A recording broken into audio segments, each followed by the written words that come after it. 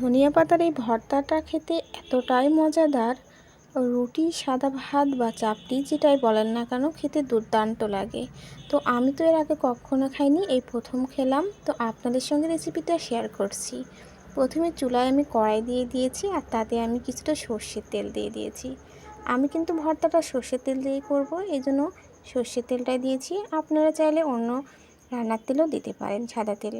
তো তার সাথে তেলটা দিয়ে আমি এখানে কয়েক কোয়া রসুন দিয়ে দিয়েছি, 4টা কাঁচামরিচ দিয়ে দিয়েছি আমার ভর্তা যতটুকু সে অনুযায়ী, আর পেঁয়াজ আর লবণ দিয়ে এটাকে আমি ভালো করে একটু নেড়ে চেড়ে ভেজে নেব, একটু লাল লাল হওয়ার আগ পর্যন্ত। এই পর্যায়ে আমার ভাজা হয়ে গেছে। এখন আমি ধনিয়া পাতাগুলো দিয়ে দিচ্ছি। ধনিয়া পাতাগুলো আমি এখানে নিয়েছি 1 আঁটি পরিমাণ। 20 টাকার যে আঁটি পাওয়া যায় সেই 1 আঁটি পরিমাণ আমি এখানে ধনিয়া পাতাটা নিয়ে নিয়েছি। আমার ধনিয়া পাতাগুলো একটু ছোট ছোট ছিল, তো সেজন্য আমি এগুলো কেটে নিইনি, এই জন্য দলা পাকিয়ে আসছে। তো বড় ধনিয়া পাতাগুলো হলে একটু কেটে নেওয়ার দরকার হয়। তো আমি এভাবে নেড়ে চেড়ে একটু ছাড়িয়ে দিচ্ছি ধনিয়া পাতাগুলো ভালোভাবে সিদ্ধ হওয়ার জন্য। তো ধনিয়া পাতাটা খুব বেশি সিদ্ধ করা লাগে না, বেশি সিদ্ধ করলে এর ফ্লেভারটা চেঞ্জ হয়ে যায়। তো অল্প কিছুক্ষণের মধ্যে এভাবে নেড়ে চেড়ে ধনিয়া পাতাটা তুলে নিতে হবে।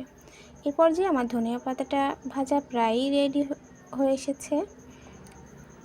আমার রসুনগুলোও সিদ্ধ হয়ে গেছে। এখন আমি এগুলোকে একটা সাইড করে তুলে নিব। আমি ধনিয়া পাতাগুলো তুলে নিচ্ছি আর এদিকে আমি একটা শিলপাটা দিয়ে দিয়েছি। এবার ধনিয়া পাতাগুলো আমি শিলপাটাতে বেটে নেব।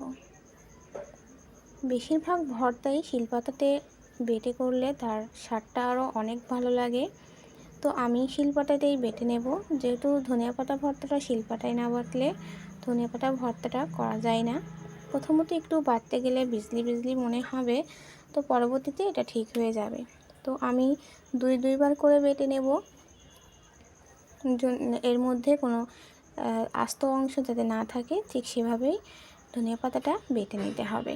আমি আরেকবার বেটে নেব। আমার একবার বাটা হয়ে গেছে প্রায়। তো এমনভাবে বাটতে হবে যেন এর মধ্যে কোনো আস্ত অংশ না থাকে, আর খুব মিহি করে ধনিয়া পাতাটা বেটে নিতে হবে। তো আমার একবার বাটা হয়ে গেছে, আমি এগুলো সরিয়ে নিচ্ছি। এভাবে আমি আরও একবার বেটে নিয়েছি। তো আমার ধনিয়া পাতাটা ভর্তা একদম রেডি হয়ে গেছে। তো এই ভর্তাটা মধ্যে আমি আর এক্সট্রা কোনো লবণ বা সর্ষের তেল ব্যবহার করিনি, যেহেতু আমি সর্ষের তেলে এটা ভেজেছি। আর আমি উপর থেকে সর্ষের তেল ছড়িয়ে দিচ্ছি। এই ভর্তাটা রুটি, চাপটি বা সাদা গরম ভাতের সঙ্গে খেতে দুর্দান্ত লাগে। অবশ্যই আপনারা একবার বাসায় বানিয়ে খেয়ে দেখবেন, অবশ্যই ট্রাই করবেন। ভালো লাগলে অবশ্যই আমাকে কমেন্টস করে জানাবেন। আল্লাহ হাফেজ।